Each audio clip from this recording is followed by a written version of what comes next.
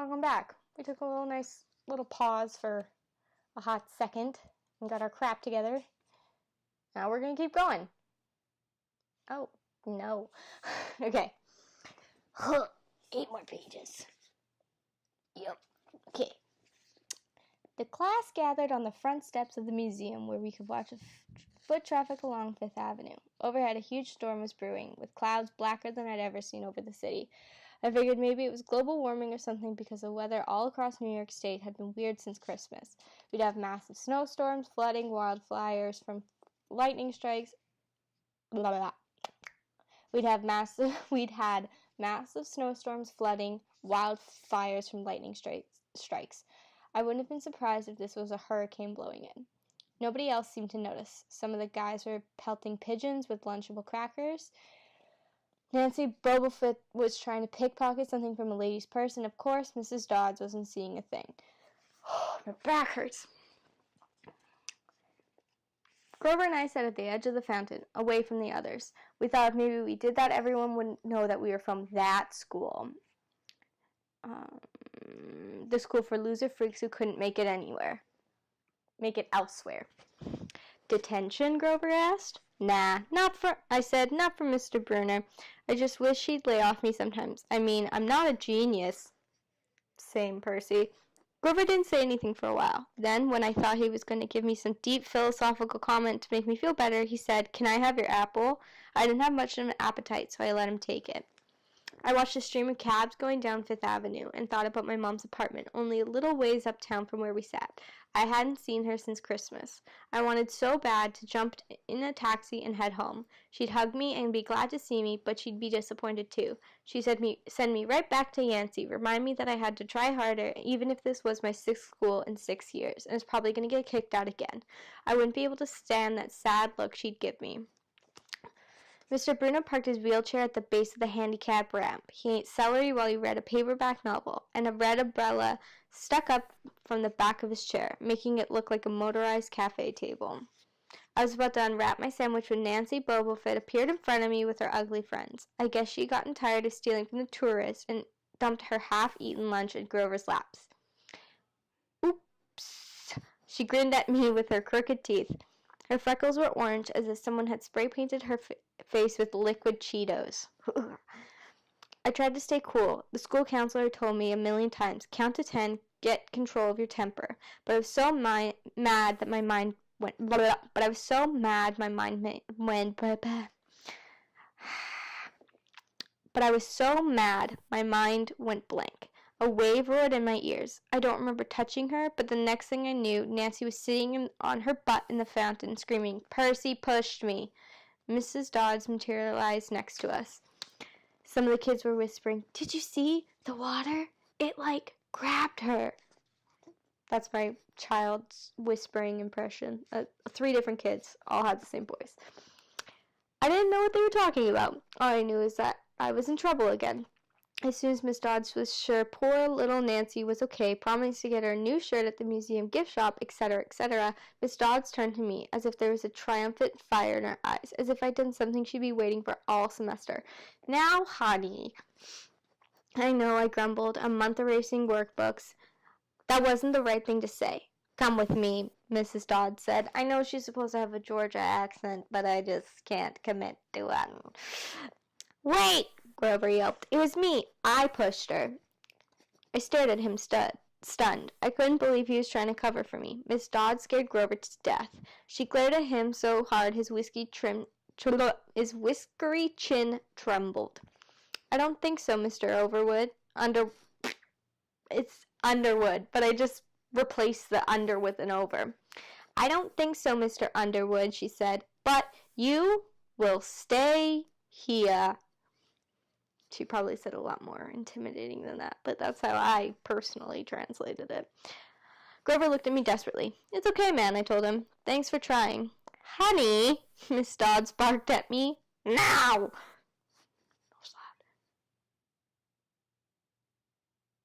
Nancy Bobafoot smirked. I gave her my deluxe "I'll kill you later" stare.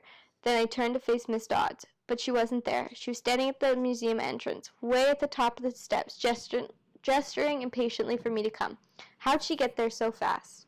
I have moments like that a lot, when my brain falls asleep or something, and the next thing I know, I've missed something, as if a puzzle piece fell out of the universe and left me staring at the blank place behind it. The school counselor told me it was a part of the ADHD. My brain misinterpreted things. I wasn't so sure.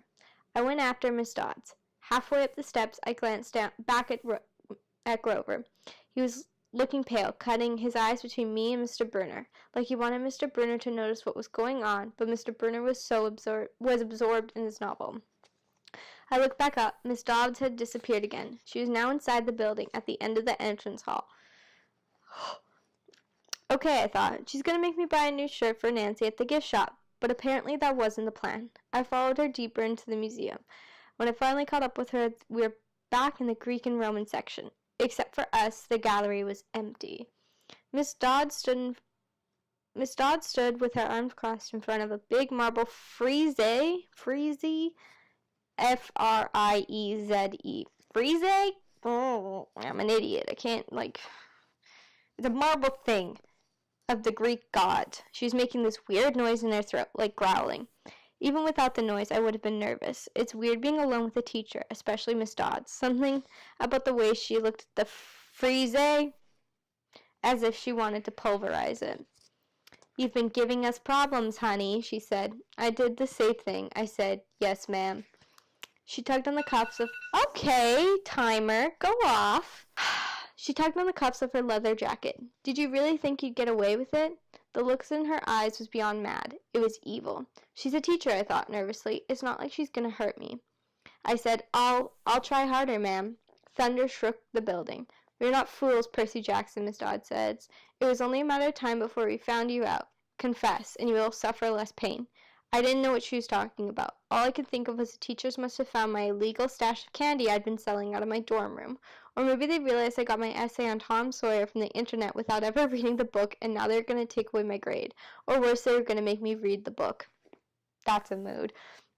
Well, she demanded. Ma'am, I don't... Your time is up, she hissed.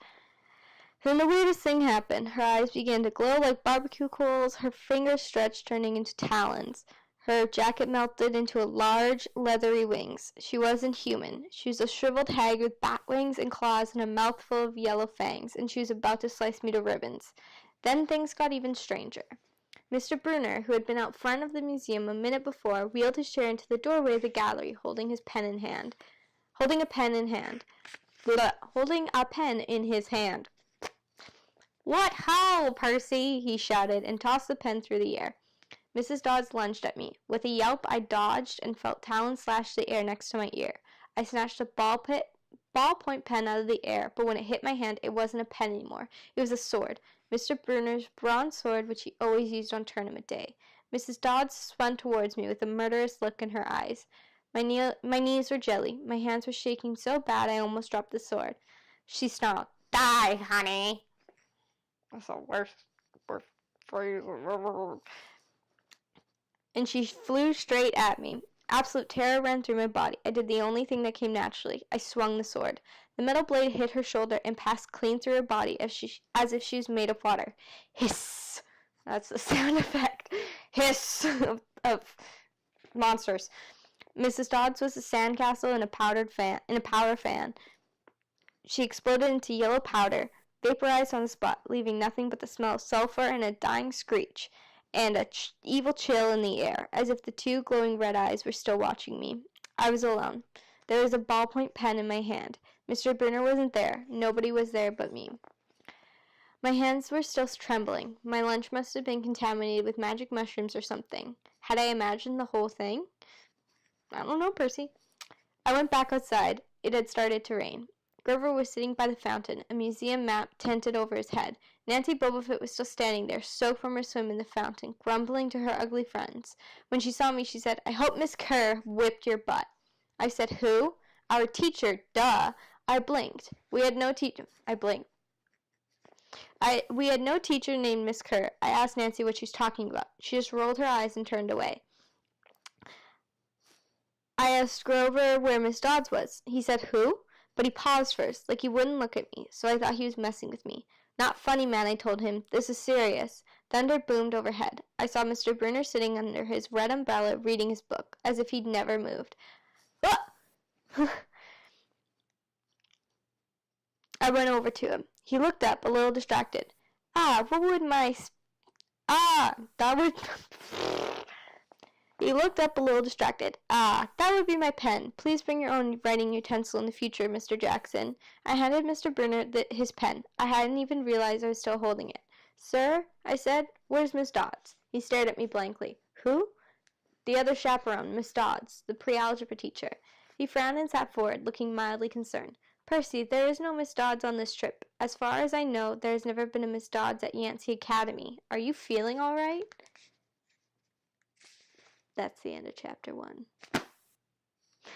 That was so much work and effort. How do people do this for a living? Like, I'm reading and I don't know the words and it's...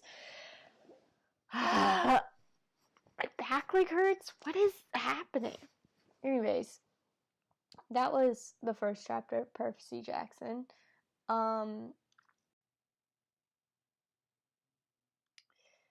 It's currently the following day after shooting this one take mess, and I've discovered that out of nowhere, because Apple does stupid shit, it cut off my beautiful outro, which was, in my opinion, the best thing ever.